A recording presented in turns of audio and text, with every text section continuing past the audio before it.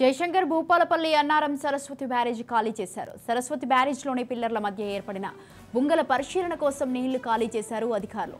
National dam safety authorities అధికారుల ఆదేశాల మేరకు నీటిని విడుదల చేయడం జరిగింది. బ్యారేజ్లోని నీటిని 4 రోజులుగా దిగువకు వదిలిన అధికారులు ప్రస్తుతం బ్యారేజ్లో నీరు డెడ్ లెవెల్ స్టోరేజ్కి చేరుకుంది. ఇవాళ రేపు నేషనల్ డ్యామ్ సేఫ్టీ అథారిటీస్ అధికారులు అన్నారం సరస్వతి బ్యారేజ్ని పరిశీలించనున్నారు.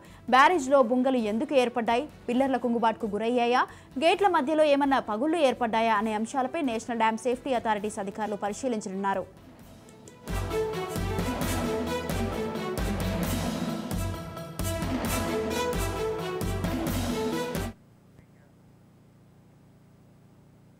రైట్, ఈ విషయంపై పూర్తి సమాచారాన్ని అందించడానికి మా ప్రతినిధి సతీష్ ఫోన్ లైన్ లో ఉన్నారు. సతీష్, చెప్పండి, జయశంకర్ భూపాలపల్లి అన్నారం సరస్వతి బ్యారేజ్ అయితే ఖాళీ చేయడం జరిగింది. దీనికి సంబంధించి మీ దగ్గర ఉన్న అప్డేట్స్ ఏంటి?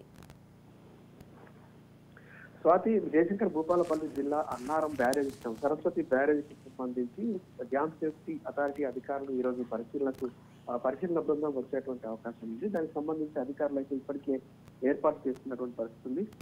ఆ మేడిగడ్డ బ్యారేజీలో పిల్లర్లు కుంగిపోయినటువంటి ఘటన తర్వాత అన్నారం బ్యారేజ్ సరస్వతి బ్యారేజ్ లో కూడా బొంగలు ఏర్పడి నీళ్లు వెళ్తున్నటువంటి పరిస్థితిని గుర్తించినటువంటి అధికారులు దాన్ని పూర్తి స్థాయిలో నియంత్రించేందుకోసం టెక్నికల్ గా ప్రయత్నించినప్పటికీ కూడా అది సాధ్యం కాకపోవడంతో బొంగలు అదే విధంగా కొనసాగుతున్నటువంటి పరిస్థితి ఉండడంతో దాన్ని ఆ నష్టం తీవ్రత ఏంటి, అసలు ఏ విధంగా ఉంది, బొంగలు పూడ్చడానికి అనుకూలమైనటువంటి వాతావరణం ఉందా లేదా, ఆ పిల్లర్లు కుంగిపోయాయా లేకుంటే పిల్లర్లు పగిలిపోయేటువంటి అవకాశం ఉందా, డ్యామ్ నిలిచేటువంటి అవకాశం ఉందా లేదా అనేటువంటి అంశాలు నిర్ధారణకు రావాలంటే నీళ్లు లేకుండా వదిలేయాలనేటువంటి ఉద్దేశంతో సరస్వతి బ్యారేజ్ లో ఉన్నటువంటి పూర్తి నీటిని అంతా కూడా వదిలివేశారు.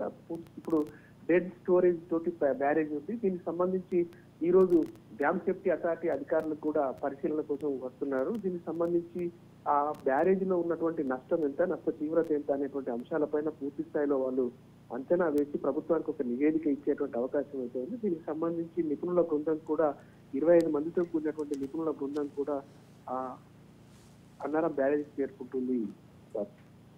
Right, thank you Satish, thanks for the details.